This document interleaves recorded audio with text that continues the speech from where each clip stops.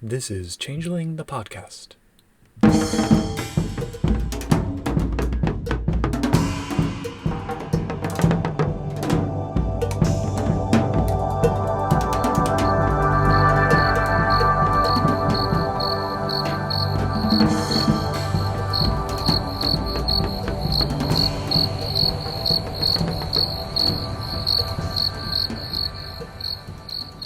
Welcome to Changeling the podcast. Come for the glamour, stay for the vibes. I'm your host Josh, and with us is your other host Pooka. Say hi, Pooka. The end is near. Oh no, Yeah, I guess that's what we're talking about tonight, Pooka. it sure is. We will be talking about Time of Judgment. Thunderclaps. The final installment, not even a full book, just a chapter of Changeling. Mm-hmm. The end of the second edition, and indeed the rest of the Old World of Darkness. That's what I use this to joke that Changeling technically outlasted Vampire, right? That is technically true, yes. So, but not Mummy. No, Mummy lasted. Mummy will never die. Nope. So maybe, do we need to give some context for, forgive me, the youth who might be listening to this podcast? Yeah, let's do a bit of context there. So yeah, the World of Darkness had this whole throughout the games. Some of it stronger than others at different times at others, but it was like it is near the end times. The world will be ending. It took its So, time. and then when sales dropped enough, I think related to the D20 boom, I'm not sure. Anyway, they ended the world, and they did so by coming out with 4 books, basic plus some associated novels and things like that. Or you could argue there was 2 game lines that were entirely about the world ending, but anyway, the actual ending was they had Gehenna, Apocalypse, and Ascension. Right, that was the major one. Yeah. And then they had Time of Judgment for all the games that didn't sell as well.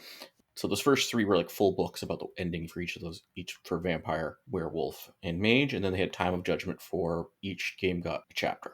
How did you feel when you first learned that the lines were going to be truly finally ending at last? I was kind of excited, and then they said there's going to be this new World of Darkness. I'm like, it's going to be amazing. They're going to do everything better than which was called World of Darkness just to make it more confusing. Yes.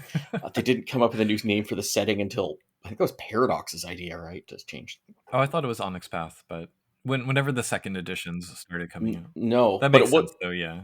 it wasn't. I mean, Onyx Path was involved for a while before they got. I don't know who presented it, but Yeah. the Onyx Path was involved for some time before it happened.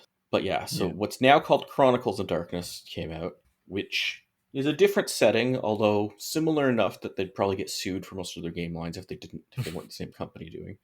And yeah, they just sort of ended it, except for some random mage books, until the 20th anniversary, which they just wanted to make for Vampire, and then that was such a big success that they brought everything back, and then Paradox bought White Wolf basically, and then The rest, as they say, is history. or future history, because we don't really know how this will all end. Yeah. What will happen next? But this ended here. So this was published in 2004, I think. Yeah. March 2004 was, because Gehenna was January, Apocalypse was February, Ascension and Time of Judgment were March. Yeah.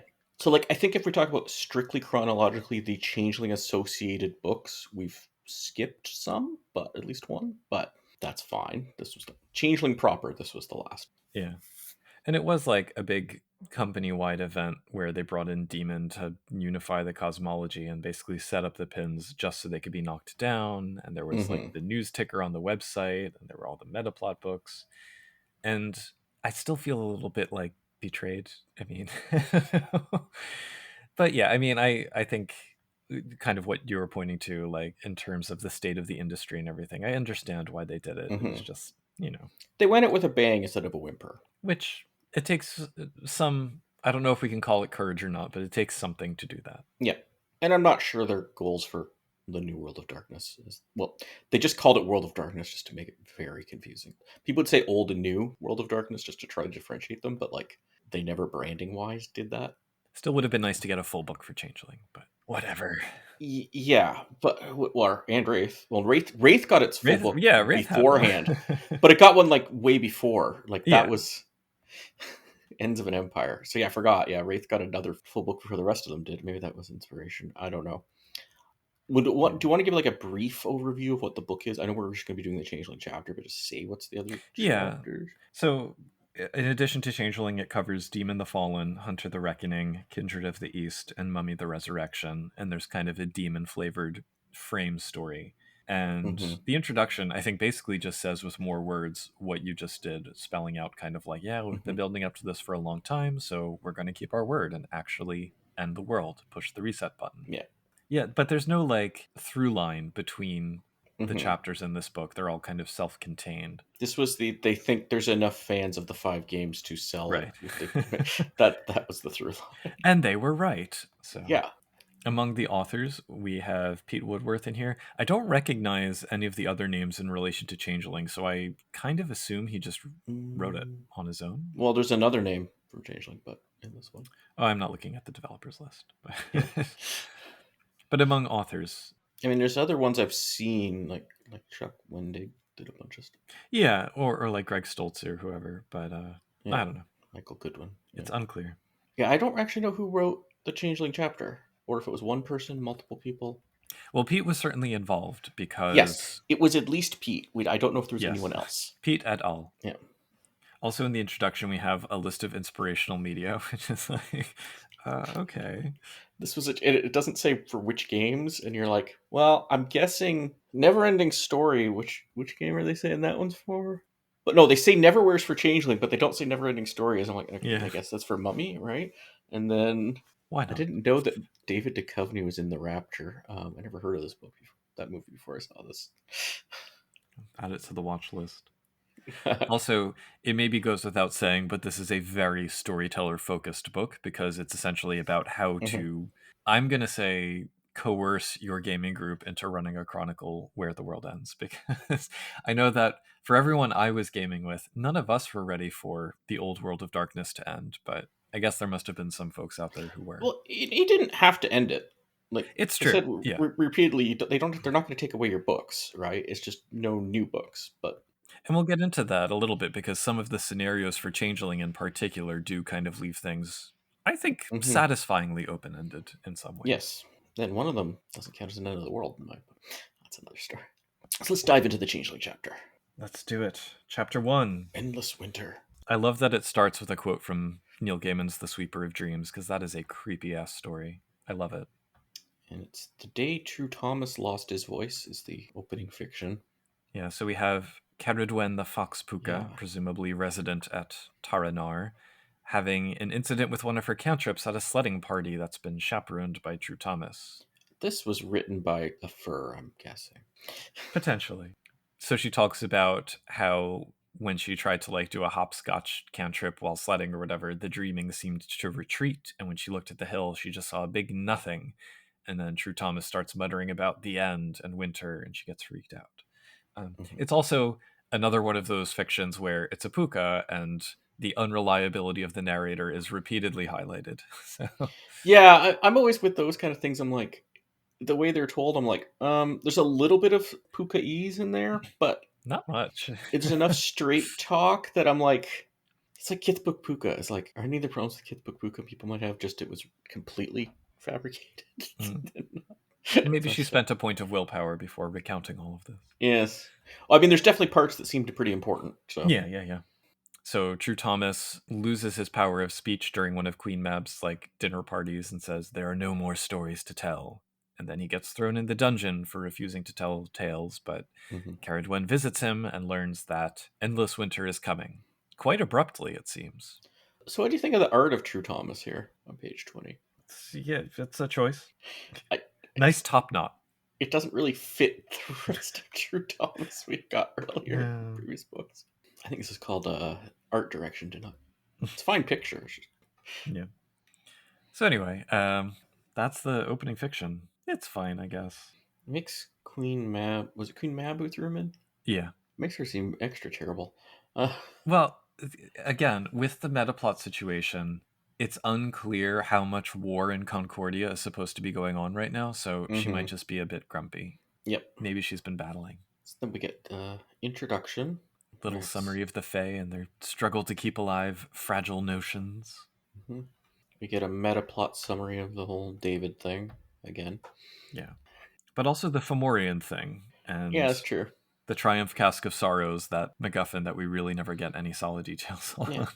It's like 5 paragraphs, one of them only 1 line long. The entire meta plot, so it's not too. Yeah.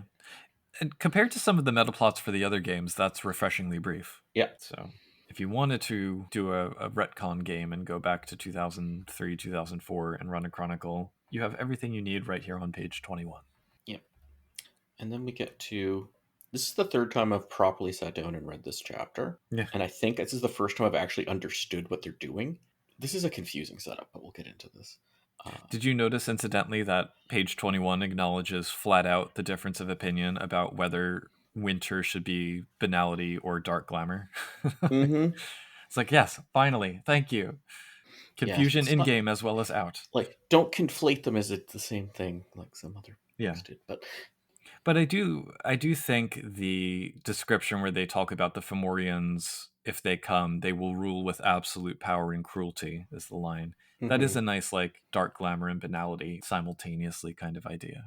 Yeah, it might not be complete banality, but it'd be like eternal ravaging. So Yeah, close enough. not pleasant. Mm-hmm. So it starts with a build up Yep. where they talk about how to start going down this, and the whole thing they get into is like none of these scenarios are just jump right into the scenario.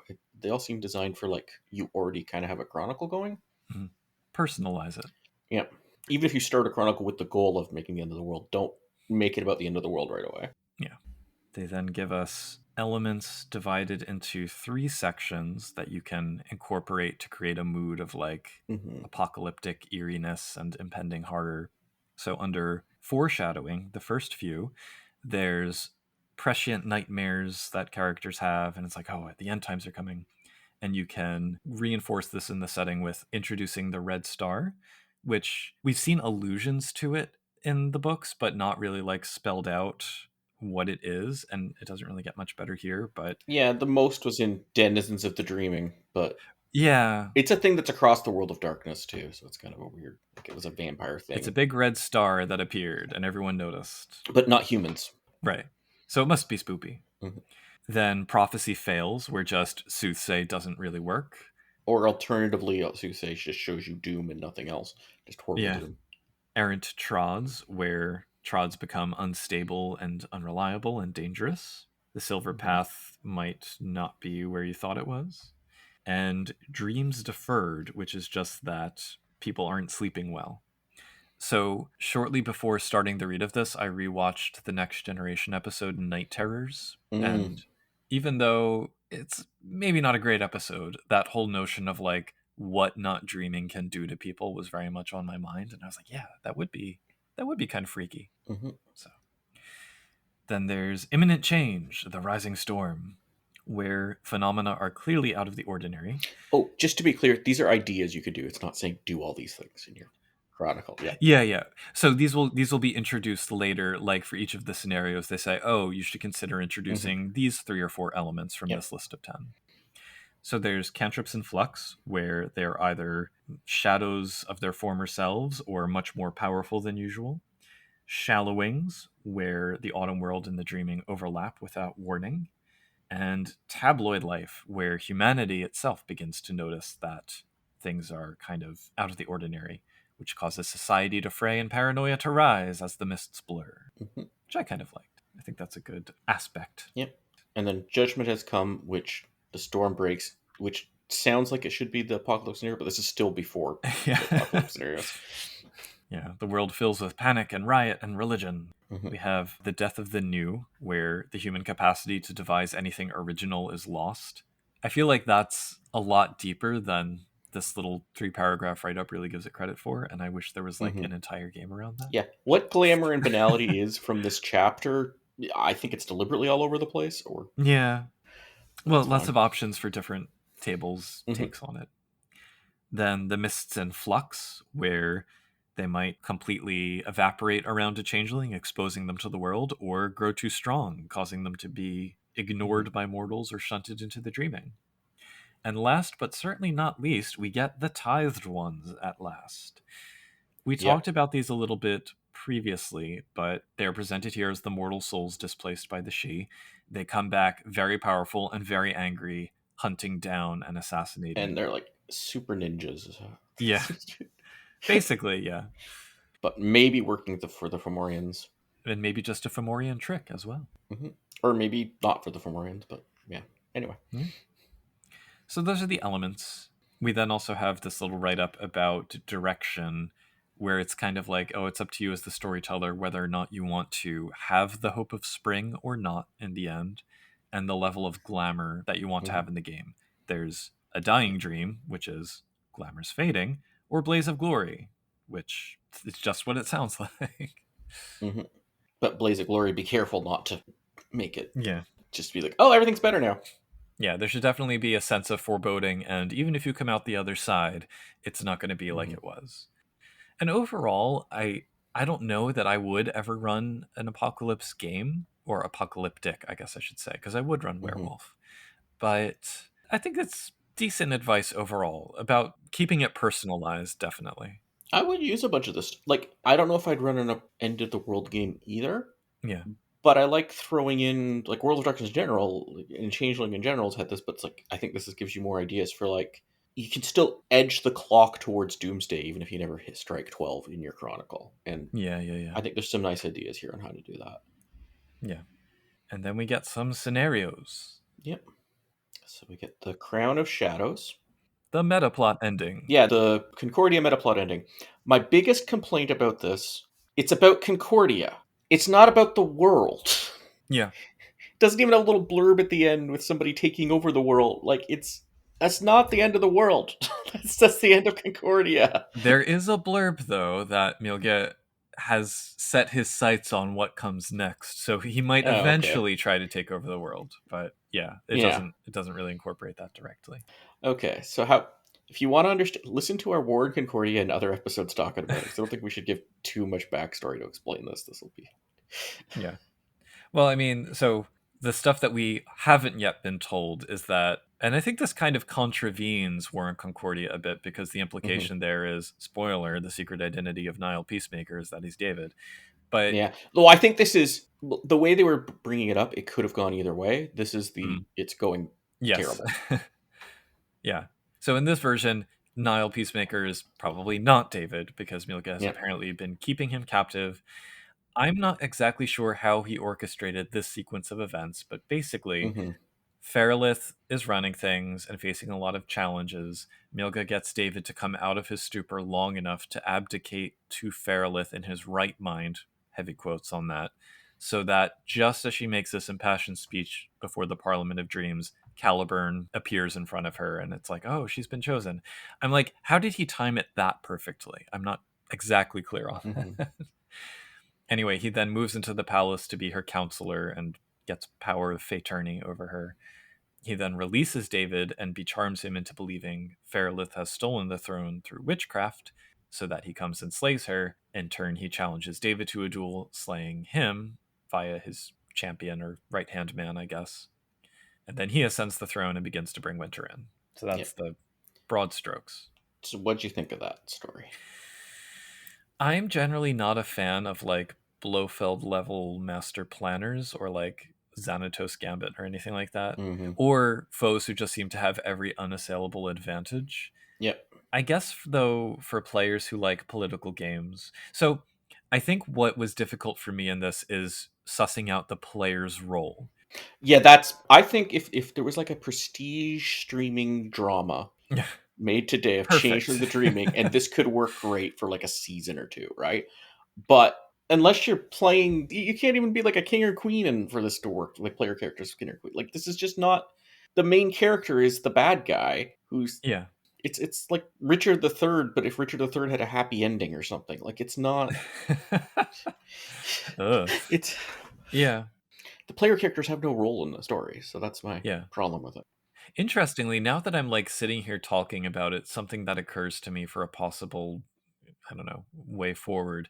So the suggested elements for this scenario are the red star, dreams deferred, nobody sleeping well, prophecy fails, Hmm. and tabloid life. And it's that last one where it's humans are beginning to pick up on some of the machinations of the Fae. Mm-hmm. And I'm thinking, like, what if the players somehow exposed the king to like mortal authorities? Because then it's like, Mm-hmm. oh, okay, they can certainly deal with him one way or another. Yep. But yeah, beyond that, Like I could use this as the oh, you're in the far corners. Like, I mean, I usually set things in Kingdom of Northern Nights, right? So it's like you're mhm, pretty far outside of it, and now things have gone terrible, and we're just making the setting darker.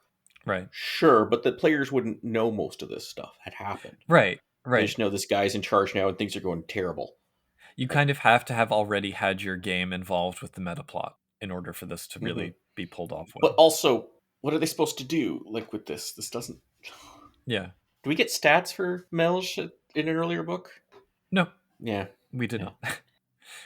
So the book suggests the players are meant to like catch bits of information and get little glimpses that can expose him, but it gets harder and harder to do so as he consolidates power. His goal is to have like a controlled winter where the Fae depend on hmm him for glamour and obey out of fear of the Shadow Court. But at the same time, I can't imagine Mab and Morwen and Lenore would all just give up. Like, No, no, like this would out of be. nowhere, his ward dies and he pulls out this document and it's like, oh, I guess I'm High King now. Like, wait, who signed this? When? I mean, Why? he's got Caliburn. It's not like he'd have no claim, but Didn't he just pick it up though? yeah, Like, because it went to him. Because what's her face had it semi legitimately. It went to her, and then it went to him. Like that's yeah. fine. I guess I feel like a lot of people more connected and more powerful than the Motley would be asking questions like up front. Yes, unless you're playing Mab and her or Lenore and her gang. Like Yeah. that's you wanted 6 dots in title. There you go. Like, Yeah. The book also notes that just killing him won't suffice on its own since he has lots of cronies. And I'm like, well, there goes that option. unless you do it really early, but Yeah. Anyway, so it's a political option. It's an option if you're into the mhm. meta plot. Yeah. I think of it as like one way the Warren Concordia plot could end. I guess, Yeah. but unless it's just a decent backdrop, it's not a great actual plot line for your game. I don't think. It is also worth pointing out that unlike the big three books, I think, and I'd have to go back Mhm. and look at the other chapters in this one, I don't think these five scenarios are mutually exclusive either. Some of No. them work better together than Yeah, others, but don't put them all together though not at all once. together. No. It's like when we did Harbingers of Winter. Don't use everything in that in your chronicle. That would no. But you could combine this with another one, Yeah, and you could say, like, yeah, okay, in Northern Ice, we're dealing with this situation, while yeah. down in Kingdom of Willows, this scenario is happening. Or So, maybe like Melge is about to take over, and then the something else attacks. yeah. Well, speaking of something else attacks, Yeah, gods and monsters. the epic battle ending. Actually, this one and the later Twaha are have an inconsistency that bugs me Hmm. between them, and not just like you couldn't use them together, but it's anyway. Do you want to get to summarizing? Yeah. So this is the fight the Fomorians head on scenario. Mm-hmm. And similar to the advice we got earlier on, the book, I think, wisely encourages paying attention to little details so that the Mm-hmm. ramp up to these big battles feels more believable. Yeah. Although I really love the visual in here of like a gloam raising up the Rocky Mountains to fight dragons made of hurricanes or whatever it is. Yeah, they say use. If the Warren Concordia mass combat rules, I thought had any confidence of them working well, then yes, use those in here. But Yeah. So the elements suggested are the Red Star, Dreams Deferred. Seen both of those in the last one. Cantrips and Flux, and Shallowings. Optionally, the tithed ones as well. But mhm, ultimately, I think the Red Star is kind of like the big one because yeah, it spells out that it flares to triple brightness and causes glamour to surge to like mythic age levels and the mists to fall. yeah, it's the Eye of Baelor. Yeah. And they call it the transformation with the capital T. So we get a few terms like that Yeah. popping up in here.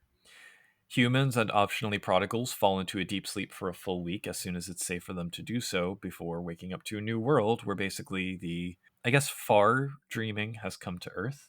So it's things like the first stage of the augment applies to all changelings, cantrips don't require bunks, glamour refreshes automatically, but then also oaths carry more weight, and cold iron is even more intense, although other forms of finality are suspended.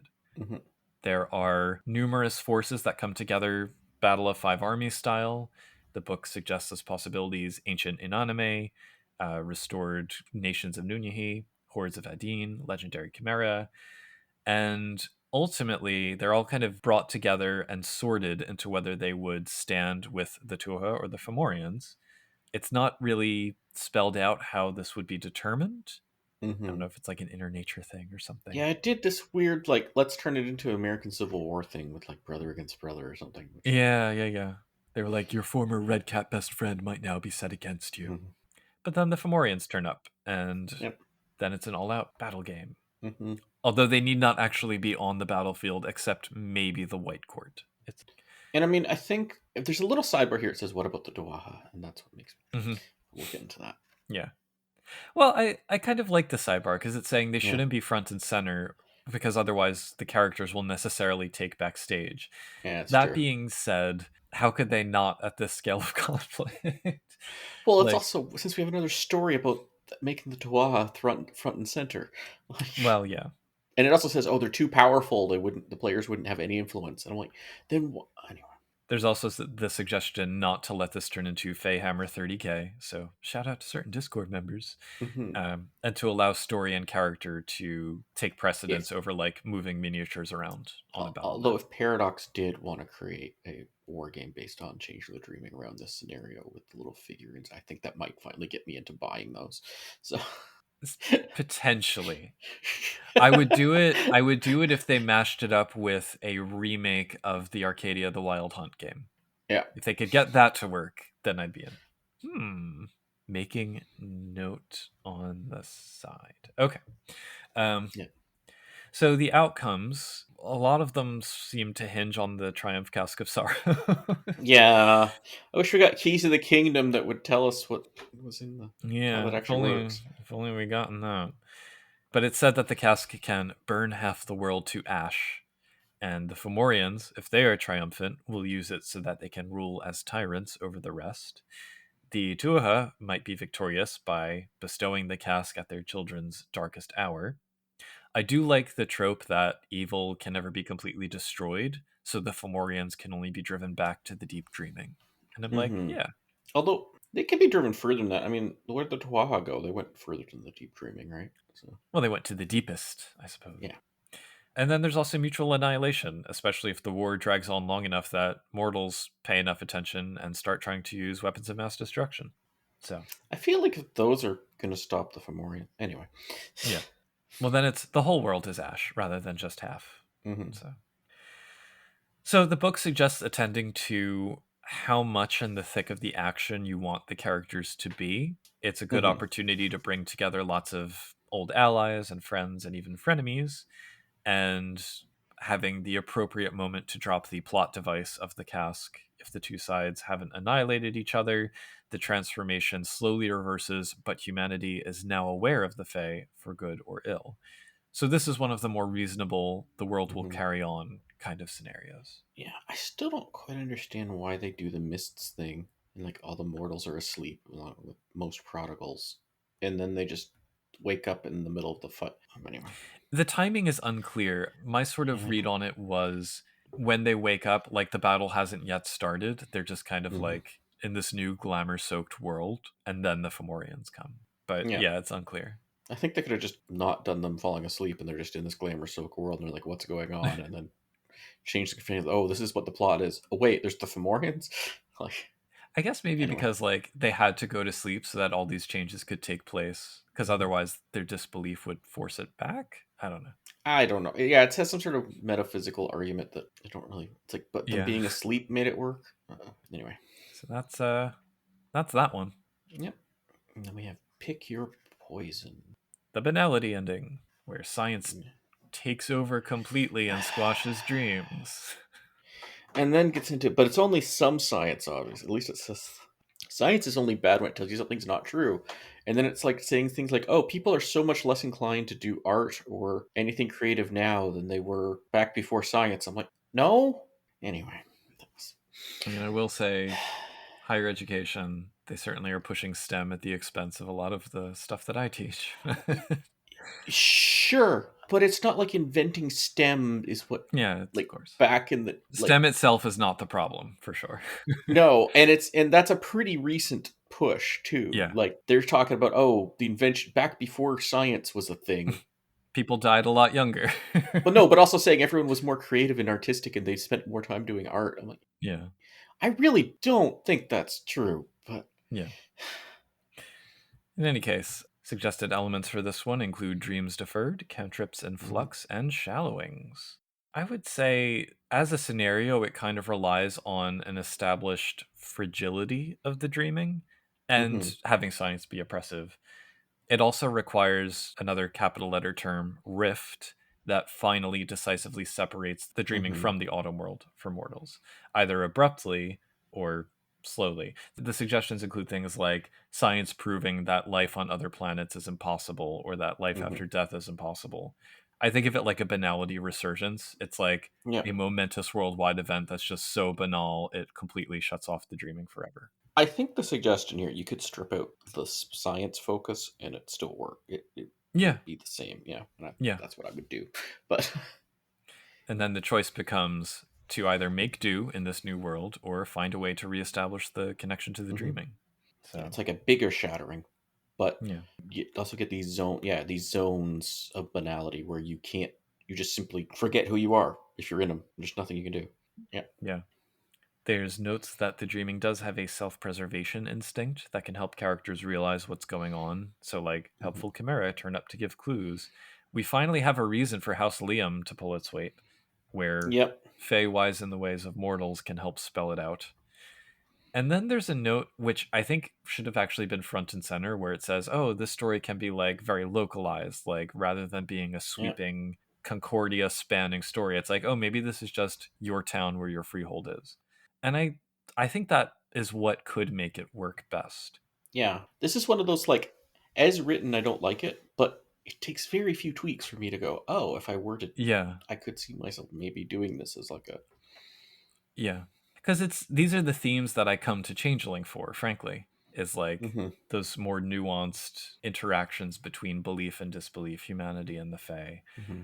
And so I want to like Yeah. I don't know if I'd also do that. I think one other tweak I'd make, but this is less required than the science thing, but like maybe don't have it the dreaming separated. Maybe this is actually killing the bits of the dreaming.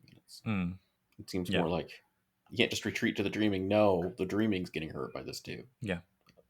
So they give this example of a troll named Katerina McGregor Aplium. She has this halfway house for abuse victims, and their whole space seems unaffected by the decay of glamour worldwide. The explanation is that, like, besides her oath to stay on Earth, she also has empathy for her charges. Hmm. And if the characters stay there and meet her, they can come to understand that, which apparently is kind of like the key to jump-starting the dreaming again, to like reacquaint themselves with Hmm. mortal needs and mortal dreams. I'm trying to figure. She talks about her having supernatural empathy. I'm like, well, I want stats for this. Right. A troll with supernatural empathy? You use the mummy rules with like stats above Yeah. 5, give you superpowers, but like with empathy. Yeah. The book also reminds us that without the dreaming, and this ties back into the dream's deferred element, mortals can't sleep peacefully, they get restless and irritable, etc. So there is kind of a Hmm. clock running on this in Hmm. terms of how much time they have. And it kind of spirals, yeah, Yeah. and spreads. There's suggestions about, like, oh, you could increase cantrip difficulties, have them get stuck in mortal seeming for longer and longer periods. Failure leads to the undoing of the motley, but then Yeah. success reestablishes the local dreaming, which must then be nourished and maintained and grown, after which there's still a Mhm. lot of work to be done worldwide. And I do kind of I kind of like that. I mean, I just, this makes me have a really silly idea for if you did an end of world.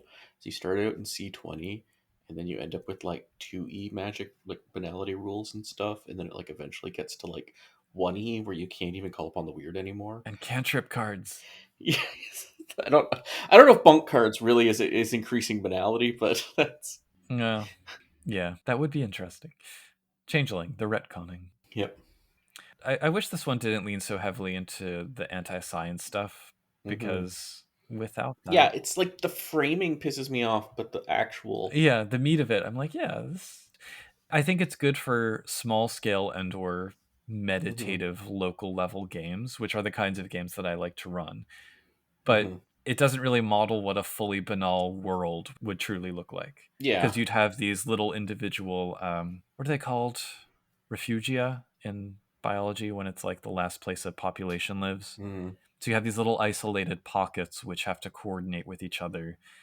20 years later, it actually seems like it might be pretty easy to dig out of that hole because it's like, oh, well, our cantrips aren't working, but we can just text our friends. Yeah, but you still can't travel. Like you can talk to others, but you couldn't like Yeah, but send someone to help things. Yeah. if the idea is that each of you is slowly growing your individual dreamings until they eventually Yeah. reconnect, I feel like it's Mm-hmm. easier to do that with cell phones. I don't know. Yeah. Internet and Discord Yeah. and podcasts. So maybe this one would be actually good to combine with another apocalyptic Yeah. scenario where those things are no longer a given. Or you could do this as a winnable end of the world. Yeah. Which they even talk about this is like even it's written, it's winnable potentially. Is one way to do it. Yep. As is potentially the next one. Yeah, the Great Purge. The oh no ending. Yeah, this is the one where it was like, oh, the Twa are great and lovely, and everybody loves them, and they're perfect. Nope. Not so So there much. was an yeah, there was an oath they didn't tell you about for this story. This is not canonical necessarily. Uh, Never to mingle fey and mortal blood. Surprise. They don't mention Kinane in this story, but they should. Anyway. Yeah. Tough luck for them. Mm-hmm. So yes, the Tuatha send these scouts periodically to check up on things, and presumably they haven't visited Earth since the Shattering because Earth is just crawling with changelings now, and they're an offense against Yep. nature and the dreaming. The scouts, meanwhile, are basically gods, Yep. and they're the lesser Tuatha. They're immortal. They don't need bunks. They don't get affected by banality. I'm not really sure why they're not affected by banality, but they're not, and they're Mm-hmm. cloaked by the mists. So when they arrive, they want help navigating the mortal world, and if the characters provide it, they might learn that the report the scouts will file will probably lead to the extermination of all the Cathane. Mm-hmm. Bummer. So they can either try to convince the scouts to file false reports, try and get them over to their side, or get some inside information so that they'll be able to avoid the coming purge. But the scouts will almost certainly not break their sacred oaths of their own volition. Mm-hmm. There's also the suggested elements of errant trods and tithed ones, the latter of which it's suggested could be the scouts as well. Or not the scouts, the assassins, basically, who come Yep. back. So yeah, the actual purge then happens. Yep. Yeah. The actual purge happens, and maybe you could hide by hiding in your banality or hiding deep in the dreaming or something. Maybe you can try to convince Twa to let go of the oath, or probably not going to beat the Twa, but No, most likely no. They say that when the Tuatha start kind of like rampaging through, mortals are cowering and hiding, and even hmm without realizing it, putting up old charms like hanging iron in the doorway and stuff to keep them hmm at bay. But what if a changeling just retreated into their mortal seeming and stayed in the house with these that's mortals? what it actually said. Basically, you could do. No, you could basically hide yourself in. It said that in your banality. Yeah, So. I like the idea that even if the characters die, they may reincarnate, thereby proving the dreaming hmm supports the changeling way, even if the Tuatha don't. And it is certainly one way to definitively end the world in a big way while still keeping the setting moving forward. So I hmm dig that. Or they might just be reborn in Arcadia and seek revenge in the dreaming or something. Or if they survive the storm, then the ones who are left will just have oodles of glamour for the taking. Yep. Look at all these freeholds that need someone to protect them and nurture them and get glamour from them. Oh, there is also a note in the sidebar about the oath on page 40 where it points out that even if the sacred oath is lifted, a new one will have to take its place because the dreaming needs oaths to stay in contact with Mm. Earth. I'm like, that's Yep. pretty interesting. Very Dark Ages Fayish. Yeah. So, and that's the aftermath of this one is what I find most interesting, or the Yeah. potential aftermaths. I actually started running a game before it sort of fell apart, but the plot was it was not this exact. It was inspired by Gods and Monsters, Hmm. The Great Purge, especially the stuff with the Scouts, and then using Exalted the Fair Folk for the Twaha and Fomorian rules. That sounds complex. Yeah, and we got like 5 sessions in before scheduling killed it. I Ah, guess banality won in the end.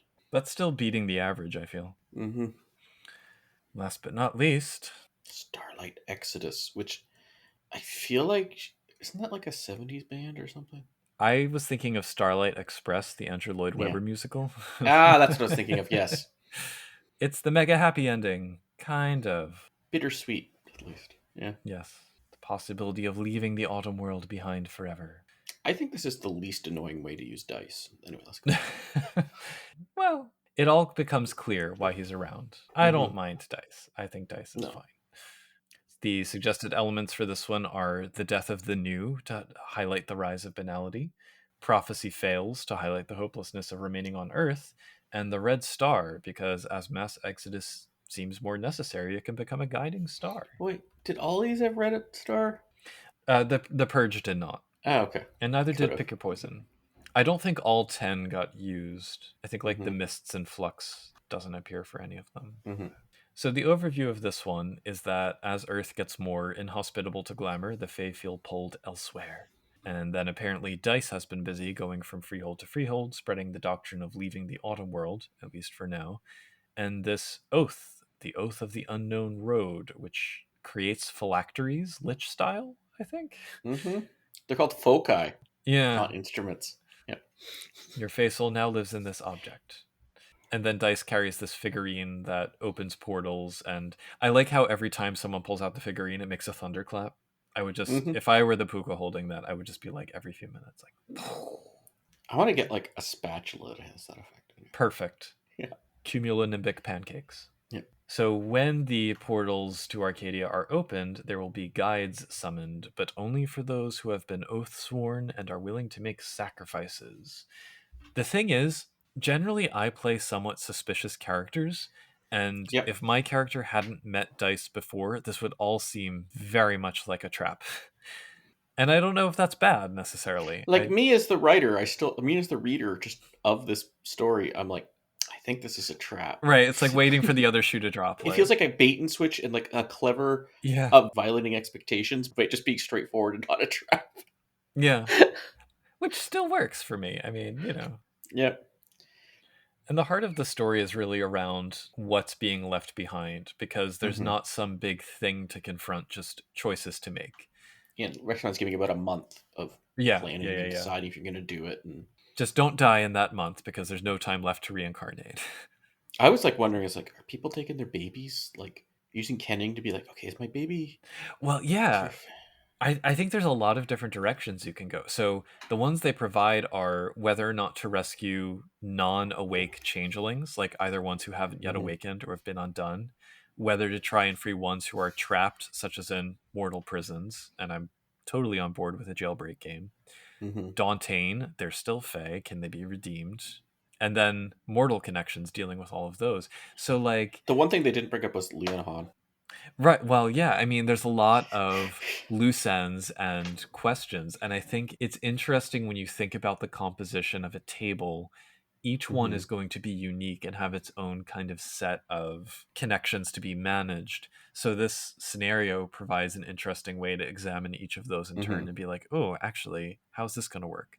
Because there would have to be a lot of hard choices involved. Yeah, I think if I was running a long running Changeling LARP and I'm like, I've only got a few more months, I'm gonna do this, I would like Mm, bring this in as like have a session where dice shows up, and then the next session like a month later, if I was doing it monthly, like where everyone has to decide what, or maybe you could have like a few sessions where all the player characters are like deciding what they're going to do and who's going and not going. I think that could be fun, like one session of that. yeah. But Yeah, it could work. Eventually, though, the portals open after the month, bathed in the red star's light, and the mhm. guides turn out to be long lost friends and motley mates who tell them the road to Arcadia is long but worth it. And then as they enter, they refresh all of their willpower and glamour before they leave the world forever. Yep. And then it says, you can definitely end it here. Maybe you should, but most likely the players won't accept that. Yeah. So you got to keep going. And a quest to Arcadia is an entire chronicle in and Yeah. of itself, so. Yeah. I also see some of the outcome options here as being like Tolkien style fracturing. Like, you know how the elves, some of them stayed Hmm. behind in Middle Earth, some of them didn't get on the Yeah. boats. And they actually say, like, the players, even if, like, you could end up with all the players going, no, I'm not doing this for whatever Right. reason. Yeah. And then you could run the game then. Yep. You're stuck on Earth and everything's going, it's now turning into another banality story. But you chose to stay in it. Or if they decide to stay in the dreaming and just live there, now you're running a Yep. dreaming game. Until, for whatever reason, they think Earth has become habitable again. Hmm. Maybe by coordination with folks from scenario number 3. Hmm. Yeah, one of these, they're going to Arcadia. They're saying, definitely stop it before you get in Arcadia. And I'm like, ah. Impossible. I don't know. I mean, the stories of quiet fading with Hmm. pathos that are like Galadriel style, Yeah. I'll admit to being kind of into those. No, I'm cool with fading. I'm just like, I don't know. I don't think I find Arcadia as cool as some Yeah, people. So it's like showing Arcadia would not ruin it for me. So I think it would for me. It has. yeah, yeah, But we'll get to that next season. hmm, Anyway, so those are the 5 scenarios. yeah, We then get some more storytelling advice, which yeah. It's kind of weird the bookending this. yeah.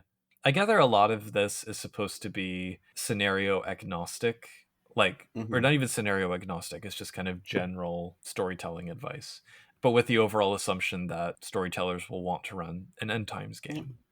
And I found this pretty like the stuff that bookends the beginning and the end that bookends the actual. I like those. I think more than the actual scenarios. Mm. Not the stuff I like for about the scenarios, but I like this advice. It's more useful to me, I guess. Yeah, it has more broad utility. So Hmm. it emphasizes the epicness, but also that it shouldn't just be dumped on players. Hmm. And that In whole character moments are super important. and having these signs of like the dreaming fluctuating or mortal and fey relations changing, like all of those taken for granted things about the setting are the rugs that you start pulling out from under your players one by one. But just make sure it's one by one. You know? Yeah. It kind of keeps circling the idea of theme and whether or not to make it epic or subtle, how to involve mortals, all of that. It was a little bit confusing, but then it gets really deep and meta and about whether the ST wants to have their chronicle avoid winter Hmm. and whether they want to plunge in headlong.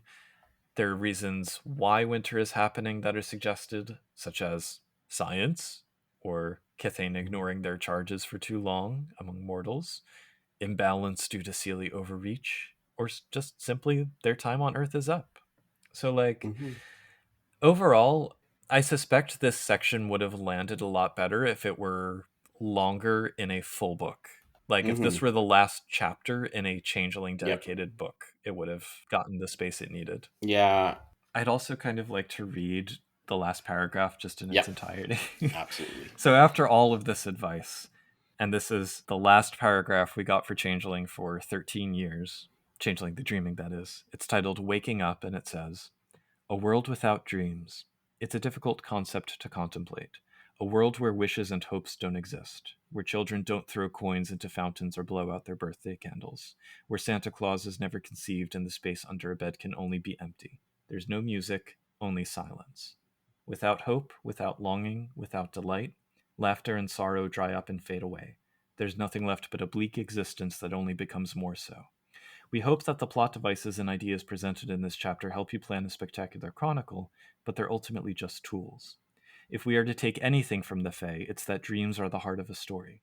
Without them, a game becomes nothing more than a series of connected events gauged by probabilities. That is the challenge of Changeling: to dream, to hope, and above all, to believe. I'm not crying, you're crying. Yeah. I like this chapter. I Yeah. agree. I would have preferred a book. I don't think we could have just taken what we have here and just turned it into chapters and expand upon it. I don't No. think that would have worked as a full book, but I'm sure everything in here probably would have worked in a book. Just I'm not sure what else it would have had, but it would have been nice. I would like to see it. Comparing it with some of the other, with like Gehenna and Ascension stuff, though. So, like Milga, for example, Hmm. giving him stats that would fill up a page. You know? Yeah, So it would have been possible, I guess. But yeah, I agree yeah. that You get a just, whole a chapter. It's like what you're going to get stats for the scouts, and well, for then David, we yeah, haven't gotten any for him before yeah. either. They could have. What I mean is that they would have done things. Yeah, give David. Give. I think it would have structurally been a bit different, but I Yeah. think it would have. But yeah, I agree. You couldn't just pad all of these. They would have to be Hmm. reconsidered and expanded. Yeah. There is also a page that was cut, which we have access to. Oh, yeah, I forgot to read that. It's pretty straightforward. So this is a page on Hmm. House Danan, who did initially appear in this book, but were then cut for space reasons. And Pete Woodworth at some point provided the material along with some context. So basically, they are the ruling house of Arcadia in this book, who occasionally swoops in to rescue changelings from Thalane or Feral Chimera. Hmm. The book said that they've come to find allies to defend Arcadia itself, and or they're contravening their usual isolation by involving themselves in the Autumn World struggles, because consequently that will stabilize Arcadia. They are suggested for the gods and monsters scenario as being harbingers of war or allies, like the army of the dead was for Aragorn and Lord of the Rings. Hmm. In the Great Purge, they can be harbingers again. They can be the guides for Tuathan scouts, or they can even be dead comrades returned as the Hmm. purgers. The idea is that members of the house are invited to join between incarnations. So like your dead Motley might show up as a House Denon noble, you know. Hmm. And then Starlight Exodus, they're potentially the guides who show up at the portals. They are split between the courts as the Skaha. Their boon is that they can always find the Silver Path, and their ban is that they can never reveal what's in Arcadia. And because of C20, this is canon now. Yes. Well, I mean, some of the specifics are different, No, but yeah. but Dice is the High Lord in C20, so Hmm. yeah, I don't know. I guess it's fine that they weren't in this. I don't think the book Hmm. suffered without their presence. Yeah. In the full book of Endless Winter, I don't know what they would Right. have titled it. They can't call it The Dreaming. That would not work. Uh, yeah, they would have probably made sense to be there. I But think Winter would have been acceptable. I mean, Vampires wasn't called Masquerade, yeah. so Wait, did the mage? I haven't read Ascension. Does it actually have like mages ascending and stuff? oh, I really like Ascension, the final book. Okay. Yeah, I Anyway. recommend. Listen to the Mage the Podcast episode for more about Hmm. that text. Yeah. So yeah, for the chapter, I it's better to have an ending than no ending at all for sure, but Hmm. I think the fact that the line had been so hollowed out by the end made a Yeah. lot of this feel unearned to me. Like it's built on thin foundations, and Yeah. that means there's not much to make me truly care about the outcomes. Yeah. Back in when like Fool's Luck was being written, if it what they were obviously planning then had actually all those books had come out, it'd be Right, very different. right. So as it stands, I think it's good. I can conceive of using it, even though I don't think I Hmm. personally would, because I don't like doing end times games. But I almost would have rather had no specific scenarios and just lots of deep exploration of Hmm. the individual elements and what winter means to the Fae. Because I think that would give me Yeah. enough as a storyteller to craft my own very focused narrative. And they do give a lot of those pieces. So. Yeah. I would have been happy to have those expanded dramatically. Hmm. Yep. But it is what it is, and I am happy it was Hmm. the first chapter in the book. Like, yeah, Yeah. suck it, demon. But yeah, it was bittersweet seeing that last paragraph the first time I read it, and it was no less bittersweet this time around. I just think it would have. And there's the page right after it's like demon art. I'm like that. I'm here for that being a changeling art too. But Yeah. maybe that's one of the Fomorians. I still remember sitting in a Starbucks with my college roommate as I held this book for the first time and just like sighing deeply with my latte as I read through it. Mm. So, but yeah, that's the chapter. Oh yeah, that's when I had already stopped playing Changeling for a Gasp. while, and I didn't come back until the Changeling C20 Kickstarter. Oh Like I wow. started playing it before we got C20, but Hmm. yeah, I had that big gap of like not running or playing Changeling in this before Time of Judgment came out, and then Conversely, this book dropped right in the middle of my first serious long running weekly Changeling mm, campaign. So my players were like, are we going to use this? I said, no. hmm So, yeah, I'd broken up with someone who like I'd met through a Changeling game. We were running Changeling games together and stuff, oh, and then I got together with somebody who was into World of Darkness but had no interest in Changeling, and we just kind how dare they? So we have some questions from the Discord. of. Count Clockwise asks, how would you suggest pitching a Time of Judgment style game for Changeling, or indeed any World of Darkness game? How much do you have to give away to make sure everyone has the same expectations going in? I mean, if you look at the types of plots they give here, it's not like there's that much secrecy needed in it. Yeah. Like talking about what the game's going to be about and being upfront with The end of the world? is this a solvable problem or not? Yeah. Is like you need to say this potentially could end the world, but you also need to say will it definitely or could it? Yeah. And both are okay, but the player should know. Which I don't think counts as giving things away. I mean, I think No. that should be upfront. Yeah. Um, Hmm. and I certainly wouldn't propose a game like this until the players Yeah. felt like they had run their course with their characters. Yeah, I mean, if I had like a bunch of friends and they were all like, "I want to play Changeling and I want to do End of the World," I'd probably give in and do it. But like, yeah, it wouldn't be Yeah. something I'd propose to. But the expectations to me are more around what that looks like to each player. Because, like I said, Hmm. because these scenarios are kind of miscible, their advantage is that if one player wants to go out in a blaze of glory and another one Yeah. wants to do the bittersweet fading away thing, like you can theoretically accommodate each person. The other thing is like, is this an epic scale? Are you going to just do NPC theater at them? I guess I know some players actually like that, so Mm, all right. that should be Better them than me. yeah, same. But they should know going. There's a bunch of questions, just like any chronicle. Yeah. But I think the specific do the characters have hope or not? Like the players, is there a chance or not that they'll survive? Yeah. Or And the questions you need to ask are much less invested in metaplot than in the big three games. hmm. Because the Changeling metaplot has always felt a little bit less necessary to the setting in a given game. So Yeah, I think like those other questions are the ones that take center stage, which is good, I think. yeah. But I think it's up to you as a storyteller. You can if you want to end your chronicle, you shouldn't just not end it because the players want it. Right, right. There's a reason you want to end it, and if you're like we can either peter out or I could end things. And then let someone else story tell. Yeah. Then From Mando, how did the individual courts react to each of the time of judgment scenarios? no data. Yeah. The one with the Fomorians, it's like Yeah. maybe some of the Unseelie sided with the Fomorians, maybe they didn't. And that's about all it mentioned of it. So, I suppose the first one also has the implication that as Milga goes, oh so yeah, the goes the Shadow Shadow Court. Court. Yeah. Yeah, But there's nothing spelled out. yeah. Well, he does say it's like a Shadow Court thing, but Yeah. But there's nothing that says like the Shadow Court then meets and decides that blah blah blah. well, There is a suggestion throughout that in none of these scenarios is it a time to settle grudges. So maybe there's the idea that Seelie and Unseelie are kind of putting their differences aside hmm, for the sake of the end of the world. yeah, we But should have an end of the world scenario. Should have a new end of the world scenario about settling grudges. All the grudges are settled. Winter Dome. Yeah. Elris asks, in the opinion of our hosts, which end time scenario is the most satisfying if taken as presented? Also, which is most easily modified into something palatable? Sandshaker also asks as a follow up, which is the worst option and why? What are your votes?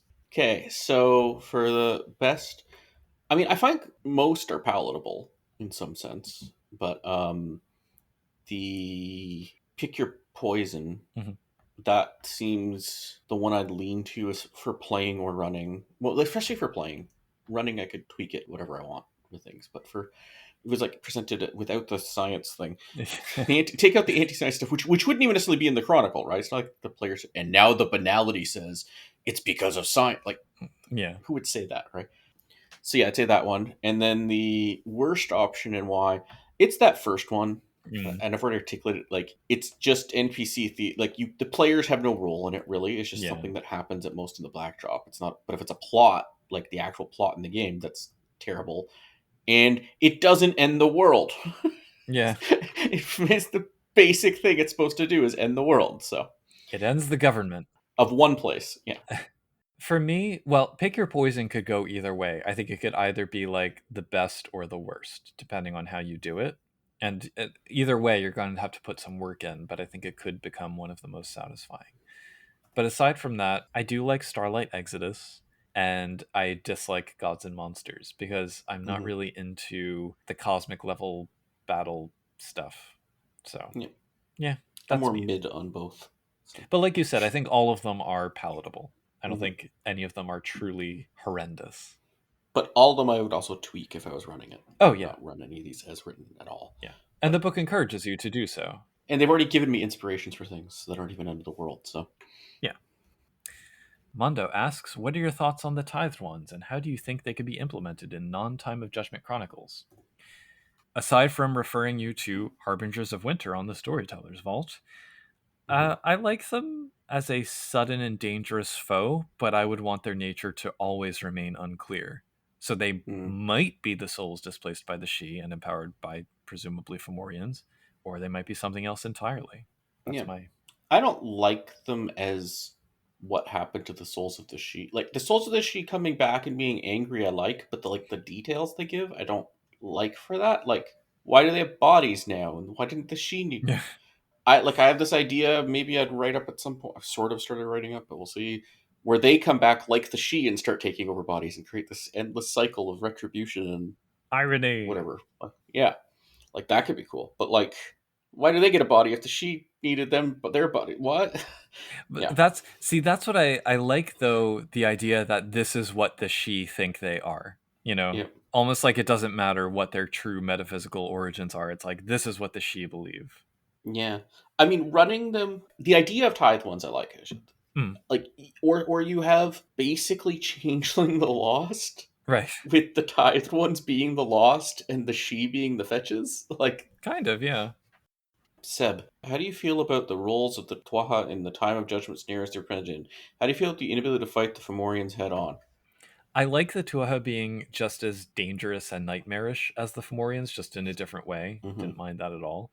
And there were comments on the Discord that fighting the Fomorians head on requires a certain level of power, which I'm not really aiming for in my games. Mm-hmm. But I wish there had been more about the idea of like a bit player influencing things at just the right moment to change the course of events. Yeah. Not necessarily One Ring style, although that's like the Triumph cask. It's like, I weep that we didn't get Keys to the Kingdom because maybe we would have had something there. But more like Mary stabbing the Witch King in the shin.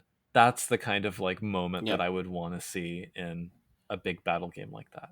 But yeah, for players who do like the big epic battles and or friendly to her, I can, I guess, understand that the presentation here might be a little bit of a letdown. It's not for me personally. Mm-hmm. Yeah. I'm of the opinion this is disagreement with a lot of White Wolf Yeah. stuff over the years, I think. I mean, they're saying, okay, don't put stats to a thing you don't want your player characters to kill or fight or whatever. Cool, right? Don't give the dreaming a character sheet or something, right? If you're gonna though bring in an antagonist, they should then have stats. They should be interactable. They should be thwartable.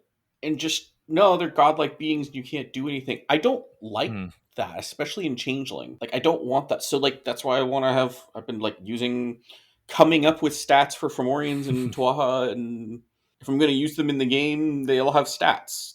They'll be scary. I'm not saying like one-on-one competition player characters would like have really much of a chance, but like if they're clever and they work together and they figure things out, they should be, and they do some things at just the right time, maybe they should be able to turn the tables. Yeah. So Different strokes for different folks. yeah. Well, thanks for the questions, everybody. Mm-hmm. A lot of good Yeah. ones.